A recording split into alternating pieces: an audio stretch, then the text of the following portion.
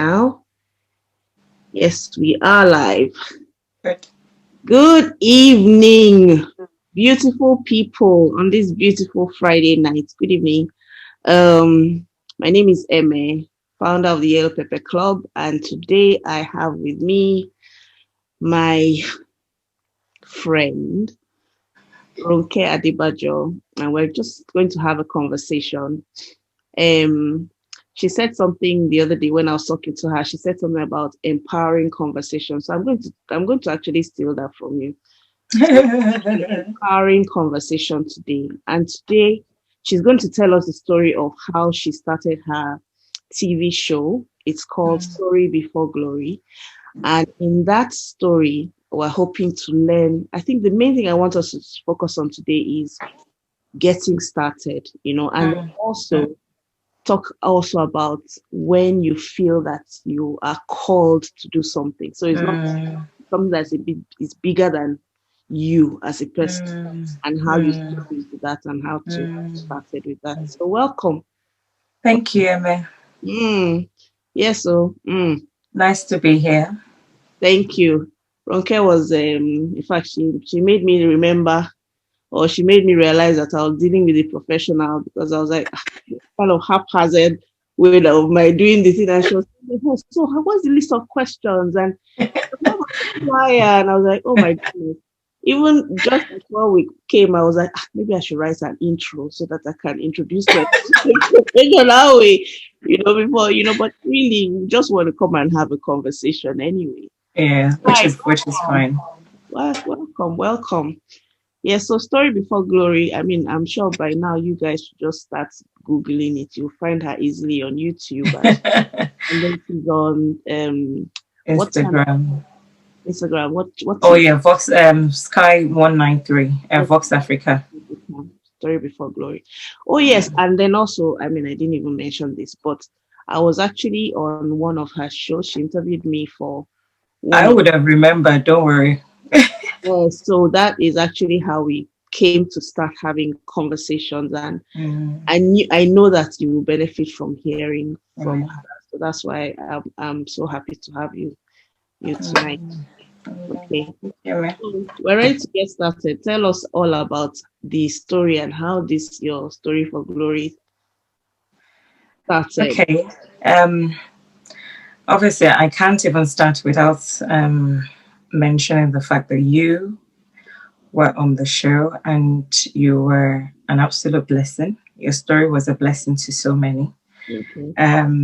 And I want to believe that that was also the beginning of so many things for you, because like what we normally do with guests on the show, we'd have a conversation with them, we'll talk with them, and then before we come on. And I know that we had a very deep conversation before we came on, and we shared a lot of things and we impacted each other's lives. And I brought that out because that's what Story Before Glory really is. It's more than just coming to have a conversation. It's about coming, having that conversation, but as a result of that conversation or our coming together, it's that's something very important, something very profound in your life. I was looking at, just before I came on, I was looking at some of my emails, and at the bottom of my email for years, if I can remember, maybe in 2003 or even before then, I would always put under my name at the footnote of my emails, I'm an impact maker, And little did I know that by putting that, I was actually declaring and being prophetic in what I want to be in life. And I think eventually that transformed into a burden that I had, And it all started from, when you're in church or when you're with people, and especially people who've had journeys in their lives, maybe they've now become, I don't want to say just famous, as long as, whenever you're having conversation with someone, the minute they begin to share their stories, and even when you're in church or even at work and people begin to share their life stories with you, there is something about when you share stories that you don't forget.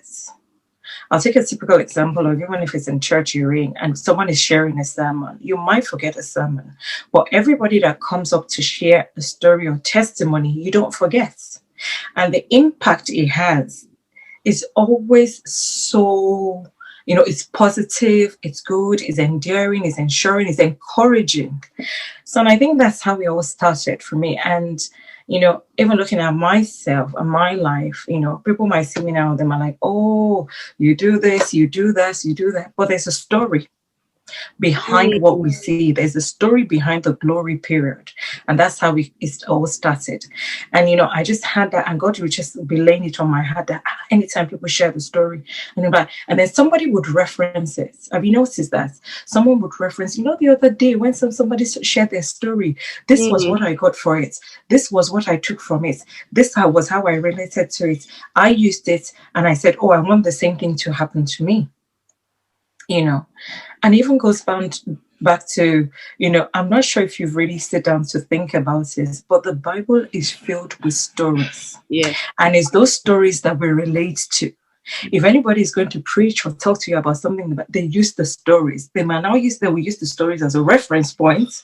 And then from that reference point, they will go to the key message that they want to deliver to you. Mm. You know, Mm. and that's just how it is. The greatest storyteller, the greatest story giver is, we know him. It's God Almighty and it's Jesus. That's the greatest storyteller.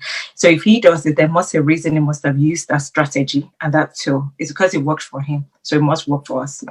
And I think for me, that was how, the whole idea of story before What glory you're started. what you're saying about that, it just reminds me of a book I read recently. I mean, many of you might not know, but I as the Yellow Pepper Club is a club where we are all working on our own different projects, and we're kind of like holding ourselves accountable, supporting each other. Love the idea. But my own personal project is called the Story Advantage, and it is where I'm teaching people to tell stories, so storytelling. And I was reading a book. It's called Storyworthy. Very nice book. If you're interested in stories, Okay. look at it. And he says something about. I hope I don't butcher this, but he says something about every story lasts 5 seconds, and that's exactly what you said. That even inside that story, there's that transformation point in the story. There That is is. the main message. So you can tell Exactly. the beginning and the middle and the end, but Exactly. there's always that transformation point. So if you can Exactly. find that 5 seconds inside your story where Yes. from light into darkness or from Yes. understanding to whatever, that's and I think you are really good at getting that out of people.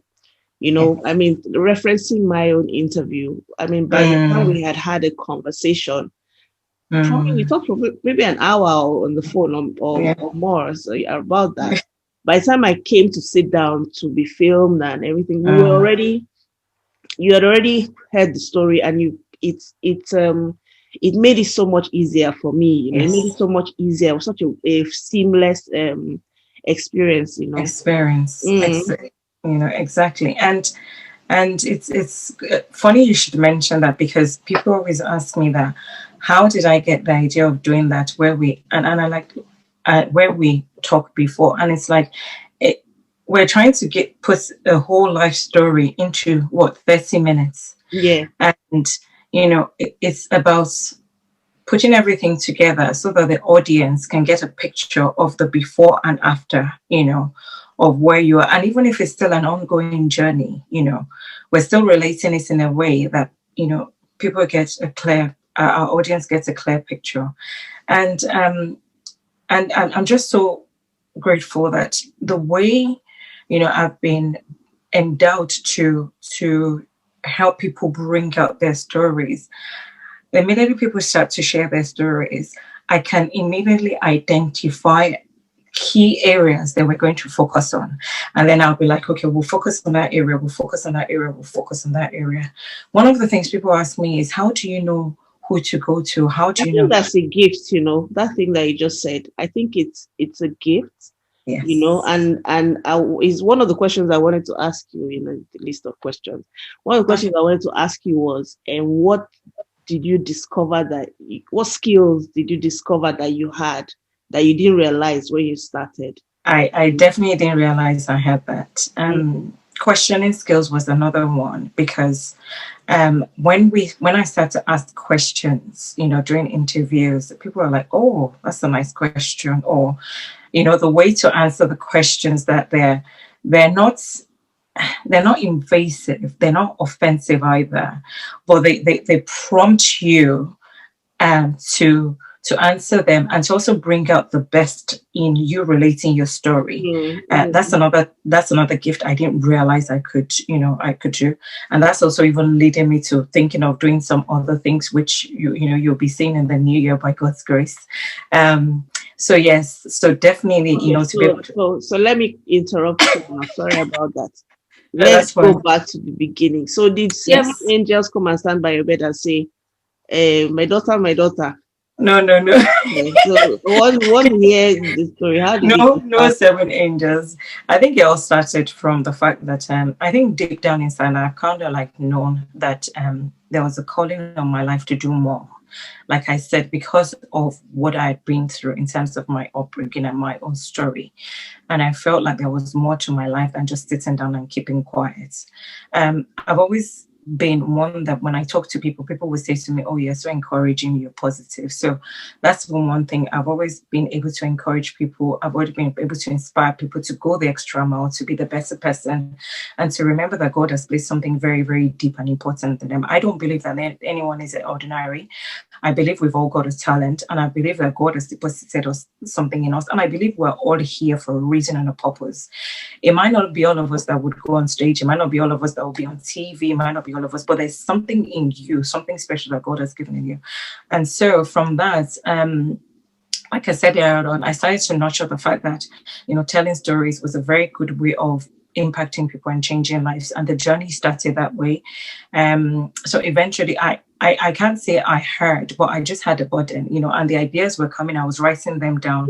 I would leave them I would leave them for a while, not do anything. And then the burden will come every again. So for me, it was like the little nudge of the Holy Spirit saying, get up and do something about this, get up and do something about this that I've given you. Then slowly but surely I started getting confirmation from different people and different things. Oh, it'd be like nice for you to do this. Oh, it'd be nice for you. You have a way with people, you have a way with encouraging people. And it all started that way. So after writing it down, I actually, because it says write the vision down, make it plain. So I wrote it down and I kept it somewhere. So like I said, eventually I would go to it. And then after some time I was like, you know what? There's some things you've tried to do in life and you haven't done them. And then what will happen to you is 5 years down the line, you would go back, you would see that notebook of what you want to do, and then you start regretting that you haven't done it. And somebody said to me, if you do not get up and start to do this, like some of the businesses you've started, or some of the businesses you've written down, you're going to come back and regret this. And I said to myself, I'm not going to do that. I'm not going to come in another 5 years and look at I have this little notebook where I used to write different ideas and what I felt that God was saying to me.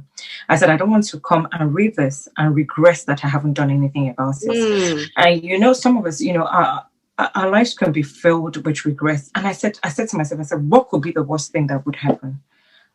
What, but at least you will know you've tried. I would rather say I've tried than I've never tried. And that was what pushed me to do it. Okay, so so my question to you is, when you said you were writing things down, how clear was it when you started, and how does that what you started with compare to what it looks like now? It definitely wasn't, when they saying that says do not despise the times of humble beginnings or little beginnings. It is so true. I heard that one. There's a very big difference between what we do now and what we started with, and I'll give you a few examples. So when one of the things, I spoke to a friend of mine who had a TV series then, with a TV station, and I asked her, how, again, that's not a good thing to go to, don't ever feel shy to go to people that have walked the walk. Go to them and ask. So I went to my friend and I said, look, you're on TV. God is laying this on my heart. I don't necessarily think it's on YouTube, on Facebook then, or if God wanted me to do it on Facebook, he wanted me to go to TV. Because I actually started a blog. Because I actually started the blog because when I thought of the magnitude and the cost of going on TV, I was like, where would I get the money from? So I said, okay, you know what? If it's to just share my story and get people to share the story, we can do it. So I started on Facebook and I started sharing the story. And I think I must have written maybe 2 or 3. And I could feel like I heard clearly, something said to me that I didn't send you there. You're going to where I didn't send you. It's just your way of running around because you're so scared of the magnitude of going on TV. Especially when I spoke to my friend and she had said, the amount of thousands it would cost to be on TV. And I was thinking, where will I get that kind of money from? We're looking at close to, and when I did my research, to air on TV, you are looking at quite, a substantial amount of money, So, and I thought, okay, I'll go the shortcut and I'll go and write and do a blog or be on Facebook and just write it. But, I eventually knew that wasn't what God was saying to me. So, I just made up my mind to do it. That's a very big point, because sometimes, like we said at the beginning, sometimes when you're doing something, especially when you feel it's something that you're called to do. So obviously a call is you didn't call yourself. The call is external, and so it's bigger than you. So sometimes it's always bigger than you. It's a big picture. In fact, the way I say it is, if it doesn't scare you, then it's not a call. It has to scare and intimidate you, and then you will know that there is no way you can do it in your own power, and that is where the glory comes. And for me, I knew that, the amount we're talking about in terms of, the production, we're looking at between, like some 30,000, 40,000 pounds, and I was like, where, how? But you see, that's the beauty of believing in the vision that God has given you. He does make a way. I have not had to pay anything close to that. And we've been on TV for 3 years. We're going to do the 4th season in December this year. I have not even, I'm trying to think, not even 1/10 of that amount. And that is the beauty of, and I want to use it to just encourage someone. If you know that it's God that has called you, I can assure you it will make every provision for what he has called you to do. I had a conversation with my daughter today, and I'm going to say this anyway. She wants to relocate. She lives in Lagos. She wants to relocate to somewhere. And then I said to her, don't worry. And she says, oh, I've just finished spending the money that I was saving to relocate. And I was like, don't worry, with or without the money, you still do it. And she was like, yes, I know, but I would rather have. I said, no, you're missing the point. I would rather have the money. I said, you're missing the point. With or without the money. So we still believe that this is what is going to happen. It might happen with money. It might happen without money. But sometimes you always look to yourself first. Yes. When you have these dreams, I wish my friend was listening, DK. Sometimes you get these big dreams, these ideas and all that, and you look at yourself and compare yourself to the idea, and that's actually looking at it the wrong way. But I like what you said about that, and I like what you said also about asking for help, asking for advice, doing your research. You didn't think about it and do it the next day. You wrote it down as the ideas were coming. You were writing it down. Prayed about it. Ask God for direction. Exactly. And the first season we did, the first recording we did, we couldn't get a venue. I actually used the bookshop of my church. Yeah, I remember those. Yeah, the renting. They were nice. Yeah, the book very nice. We had. when the Bible says, what have you got in your hand? Mm, When God was asking Moses, what have you got in your hand? mm, Because at times we think, okay, because I want to start big. No, you don't necessarily have to start big. Look inside, look inwards. It was the bookshop of my church. The two chairs we sat on was from my pastor's office. my You know, kitchen. exactly. That is the spirit. Start from where you can, but whatever you do, start. Mm, Start. That's the key word. So that was where we did the first one. We had all the books behind us. We set it up. We got lights. I spoke to someone who was a producer. Like I said, God makes the provision. One of the things that the person that actually, I'll call her my mentor because she was my mentor getting into TV. One of the things she said to me was, whatever you do, you are going to have to send pilot production to TV stations. Make sure that's of a good quality. So I invested a bit of absolutely. money in Yeah, I that. was going to And say that again, it was good quality right from the yes, production quality was quite good. yes, Mm, yes. So the right from the production, the beginning. person I got for production was good. And that we did two pilot videos, recordings, productions that we sent to TV stations. So we put a bit of money in that one. And even that one, I didn't have all the money together.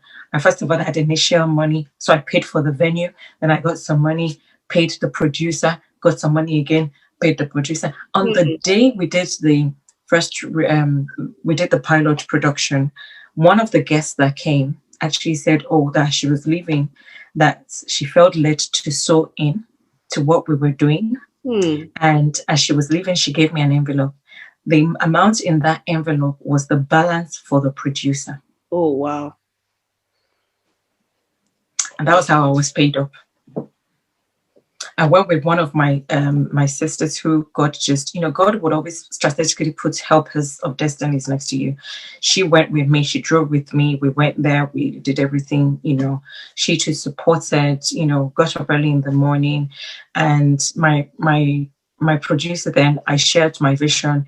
He sold into the vision. He just You know, sold in. that was actually going to be my next question.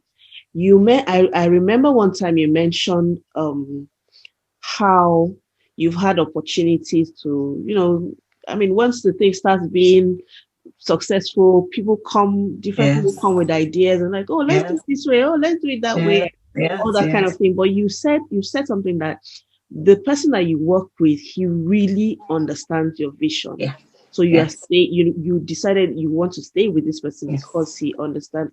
Talk to yes. us about that. I think that in our journey, we need to know when we're in that journey of God, when God is doing what He needs to do in our lives. Seasons come and people come, and you need to be sensitive to the season, and you need to be very sensitive to what God is saying.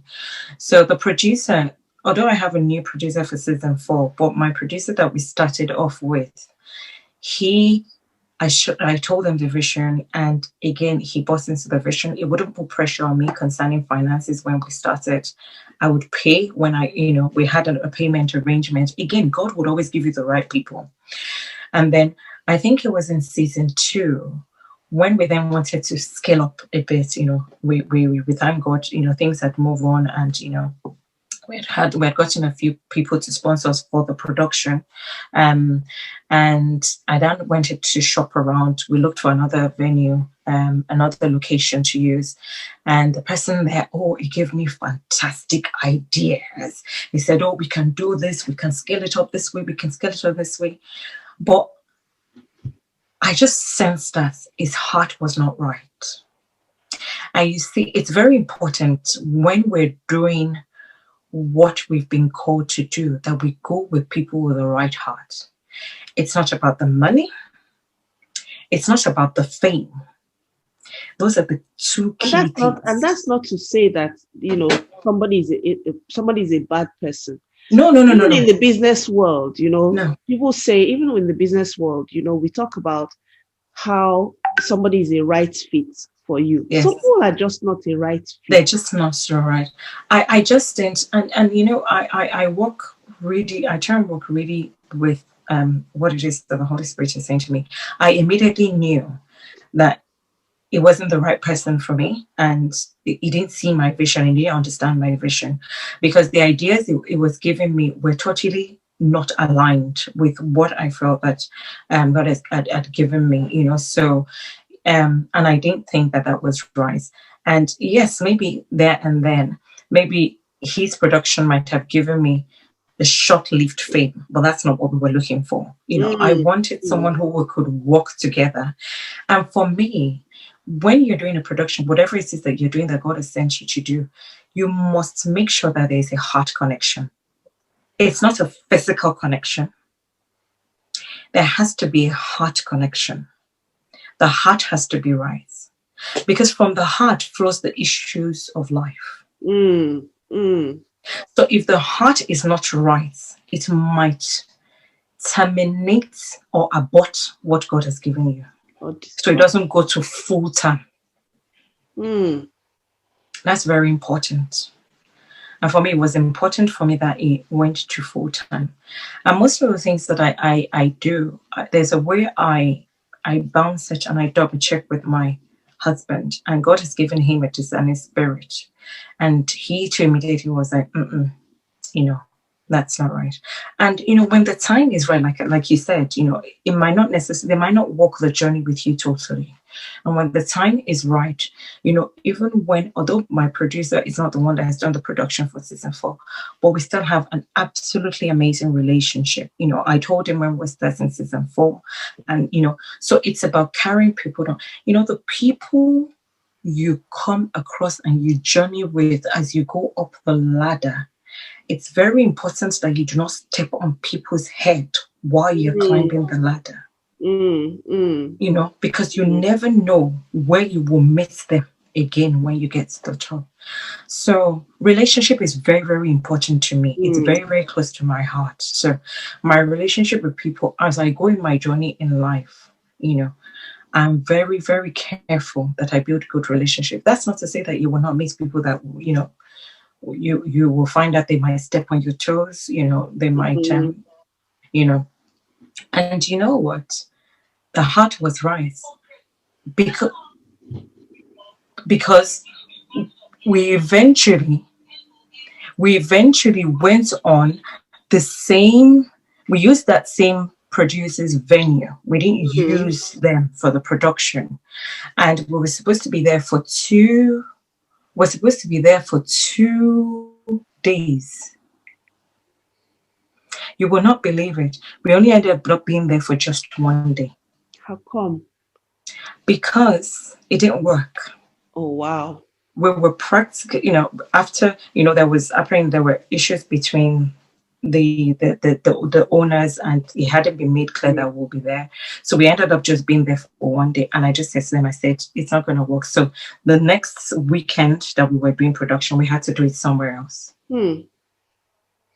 So again, it's the listening, to what it is as we go, that the Spirit is telling us, and what our heart is telling us. And I would like to also stress what you said about going in one direction, and then you're feeling like, oh, no, this is not the way. Then don't be proud. Move, retrace your steps. Retrace, exactly. Retrace your steps and say, okay, that's not the way I'm supposed to be going. Yes. I feel that's not the way. I'm going in the wrong direction. Let me retrace my steps and go back, get back on track. So you would make those mistakes as you go along, because I think all in all, there wasn't even supposed to be any form of engagement along that line. But okay, we said, okay, we'll not do the production, but we'll take the venue. And that still backfired. So yes, if we do make, and we have made the mistakes, we've made the mistakes with venues, we've made mistakes with guests. We've had guests that have called on the day to say they're not coming. Not even one. My goodness. Wow. At times 2, So there so many last minutes, so many last minute things that will happen, and thank God for if you've got the right people around you, people that would, encourage you even when things are not going the way you want it to, and they'll be like, okay, it's fine. I mean, I think there was season 3 that there was one where we actually during the session, one of the guests weren't sure whether we're going to come. In fact, we didn't have to. We had to stop the production and pray for the guests. So that's what I'm saying, that it goes beyond just the physical things. Oh yes, and obviously we prayed before the event, we prayed during the event, and I'm sure you remember we prayed before we started. When you're dealing with something that will liberate other people, because Joy Before Glory, it liberates people. It lets people see that there is light after the tunnel. We have three visions. We empower. We empower people. But aside from that, when I say empower, I'm not talking about how the world talks about empowering. I'm talking about empowering through people overcoming issues, because of what God has done in their lives. And what we're doing is we're liberating lives. We're putting the story and the love of Jesus out there. That will be challenged in every way possible. How do you decide on your guests? How do you decide when you're meeting somebody and you're talking with them? What is that makes you say, no, I have to have this person on my show? There are various things that happens. So at times we have people that have called us. Most of the people that call and say they want to be guests, not all, but most of them, their motives are not right. And there's somehow, I can't really explain it, but there's the way I discern it. I'm not saying I've always been right, but most of the time I have been, because usually what happens is they want to self-promote. They want to self-promote, and they want the focus to be on themselves. That's what I found out. Because they're like, oh, I have a story. You really have to interview me. Most of those that are really genuine, they're the ones that'll be like, I'm the one that says, you have a story, I must interview you. And they were like, are you sure? I don't really, because it is the humility. From the humility. Yes, I remember saying, I was like, what's the story? What story are you going to, Exactly. honestly, I will say something. No, that's why I say you're gifted, because I watched it probably last month or so. I went back and I watched it again. I was like, oh, wow.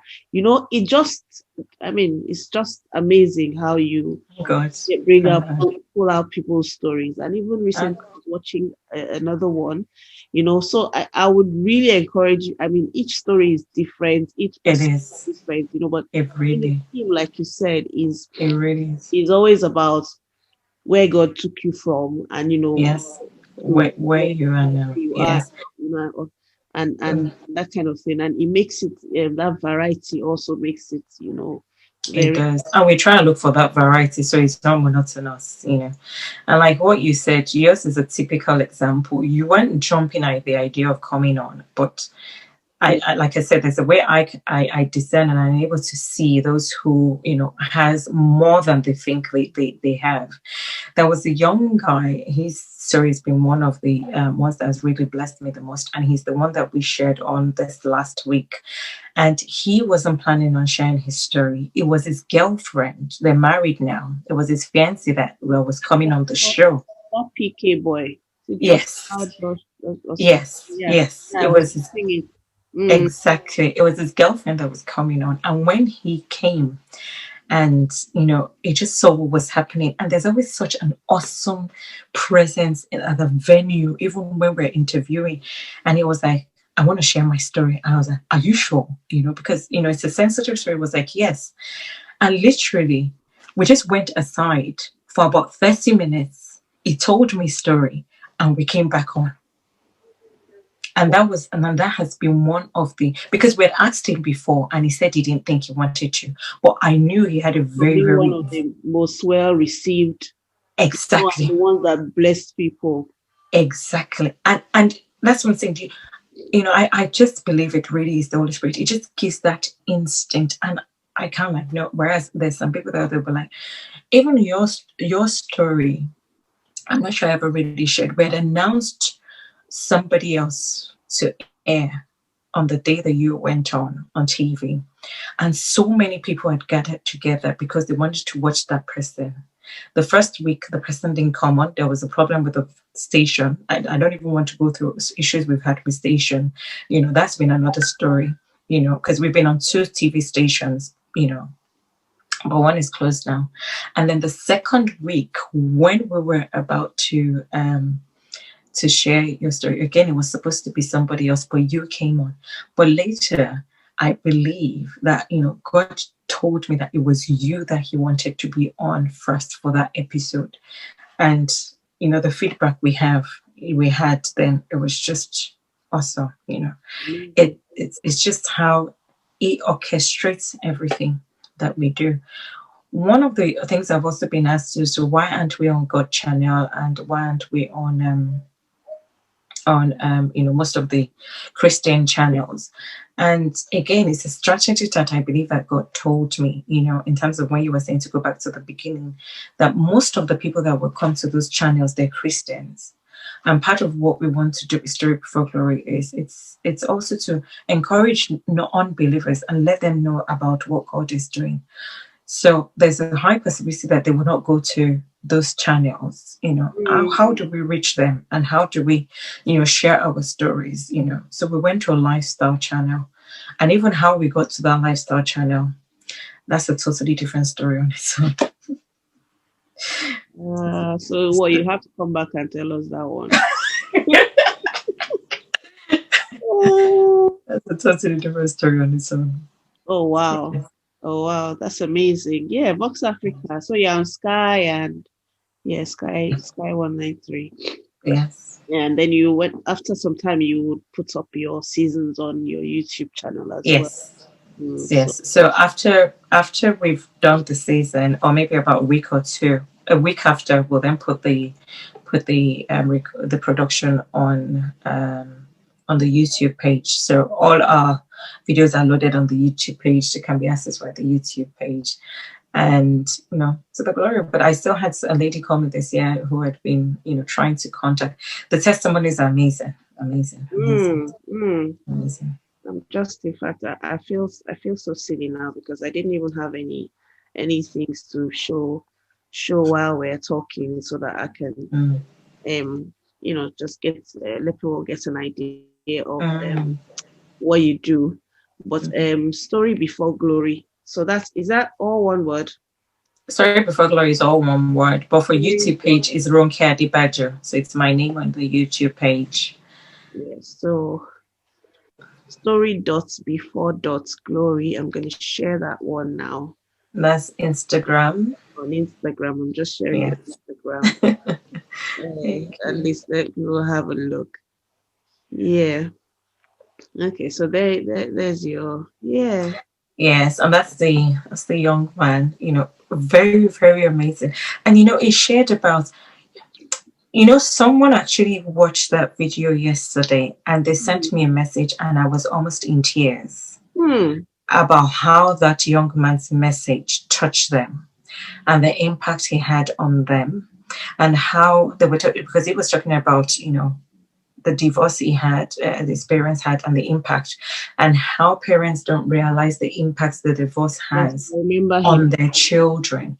And she was then sharing, this is a childhood friend I've known for years, and she was sharing to me after she watched this, how that, you know, what had happened, our parents' divorce had impacted them, the children, and what it had done to their family as a whole. And I was like, wow, you know. So yes. So I mean, I think one thing that we need to understand from what we're talking about, you know, is just to remind ourselves, because you can get so caught up doing what you're doing. And I'm talking to my PL Pepe people. You get so caught up doing what you're doing, and then you know, but you need to always come back to remember that what you're doing is not for you. It's not about you. It's not for you. It's not even, it might not even be for the person that's right in front of you. It might be the person that the person that you're selling to, or that you're helping to make their life better. It might be the lives that they are going to make by doing business with you one way or the other. So yes. Can I just share something to you, Eme? You know, when you make it about you, which was one of the things I got told off for, you know, when you make it about you, There was the time God told me, take yourself out of the equation. It's not Hmm. about you. Hmm. And at times we need to get to that stage. And I'm being very real here. We need to be real and very open with ourselves. And if the motive is not right, even if it's still God, eventually it would, it would teach you a lesson, not necessarily teach you a lesson. You would come to learn that it's not about you, And by the time he told me to take myself out of the equation, I Hmm. knew, because by then the passion to get the message across to the people that needed it was so much in me. It was not about me anymore. Hmm. I did not care about me anymore. It wasn't about when we initially started. There was some times where it used to be all about my makeup, about my hair, Yeah. but it's not about that anymore. There was one session we had, and the lady doing makeup was taking time, and she was putting the lashes. I yanked the two off, and I left. Because I said to her, I said, it's about time, and we're keeping our guests open. And Hmm. I'm not about my face anymore. I want the message to liberate people. I want the message to impact lives. I want transformation. It's about glorifying God and what He's doing in people's life. It's not about me looking like an Hollywood star and my hair flowing. That's not what I'm about. So by the time we get to the place where God has really touched our heart and we're hungry to make sure that people's lives are impacted, we don't care about all the physical things anymore. We get to that That's a stage. breakthrough that I think we all have to get to, because it makes so much It does. difference. When you're thinking, and people, I mean, some people I work with, and they'll be like, no, I can't go live. Oh, I can't. Generally, as we say in our online business world, oh, I don't want to put myself out there. Putting yourself out there is not about you. No, it's not about you, but it's about the It's about the person message. you are trying to help. Yes, and exactly. The person you're trying to help with your product or your service or your Yes, whatever. So yeah, honestly, if like you said, take yourself out of the equation, yes. Take it. so much of a difference. I mean, I would say, God, I have hair on my chin, or those kind of things. And I'm like, I can't go live. I'll go tomorrow, Joe. I have hair on my chin. Look, the hairs are growing. You know, I have to wait until like I remove it, then all those things. You'd be like, It doesn't matter. It really eh, doesn't matter. On Monday now, I do what I call Monday motivation. And the last one I did, I just went, I said, look, I'm not makeupless. It's about my message. It's one of the most viewed messages eh, without the makeup. So well, we just need to get to the stage where it's not that's about us. It's the message and those that the message need to touch and the lives. yellow people, pepper people. Are you hearing?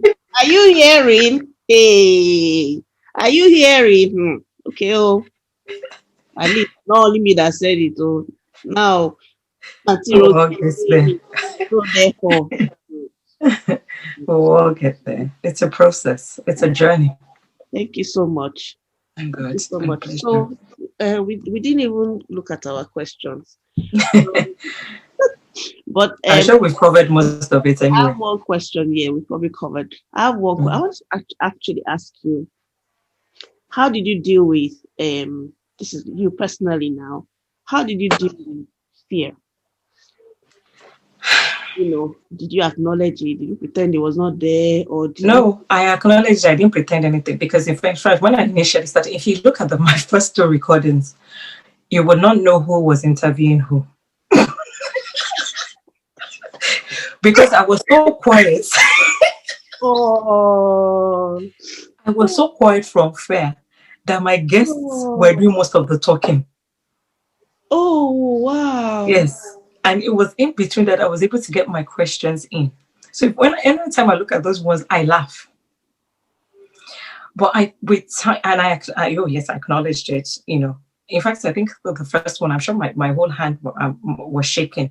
But I think with time, with prayers, with practice, and I also do training. So I do Mm, stand in front of people, an mm, audience. mm. And And once in a while I do minister also. So with time, the boldness comes, upon you with time. Practice makes perfect. Please don't run away as a result of fear. And you can speak to Mm, your fear and you can address it. mm, You can speak to it. When it comes as a thought, you can speak to it openly. And that's what I started to do, even with other things, even with all that's been happening with COVID. When a thought of fear comes, don't reply it with a thought of fear. mm, Confront it by verbally telling it where to go. And that has really worked for me, mm, mm, you know. And also, when the fear comes, I think one of the things I also looked at was the bigger picture. It's looking about at the bigger picture. That if I can overcome this fear, there's a bigger picture that is ahead. You know, and obviously, one can definitely. always pray. There's always a bigger picture that is bigger than us. That really helps put things in perspective. Oh, Put things wow. in perspective. Yes. This was amazing. I could stay and talk on and on. Yeah, Okay, we're last not. question. If you were the president of, okay, prime minister, if you were prime minister of the UK, because Ah, you're in the UK, what would you do? What would be the first thing? For only one day, oh, what would be the first thing that you would do if I was the prime minister of the for UK, one day? I think the first thing I'll probably do is declare an open prayer. Oh, that's interesting. I think for me, it's really about everything would always come back to one thing for me. It's about showing the love of God wherever I go. If I was prime minister, if I was whatever it is that I am, it would always about showing people the love of God. Because I believe that it does wonders. And when I mean the love of God, it's usually coming in form of things like kindness. Mm, You mm, know, kindness is one thing that it would penetrate. It would reach people, even to the toughest, kind of people. They might not acknowledge it there and then, but somehow, it has a way of reaching to people and, making people rethink whatever, wherever they are.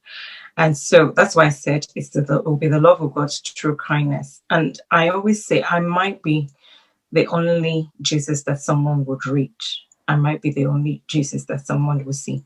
So whatever way in which I portray, the master matters a lot to me. Um, and I think I've lived my life basically around that now, in terms of what I do and how I do it. And like I said, Ella, so if I was the prime minister or someone that is influential, every opportunity I have, I would not hesitate to mm. pronounce, glorify, and declare the master. I will not hold back. That is a very great point where we can say good night. I think that's a really good point. Thank you so, Thank you so so much, much. Emma, for having I me. really enjoyed that conversation.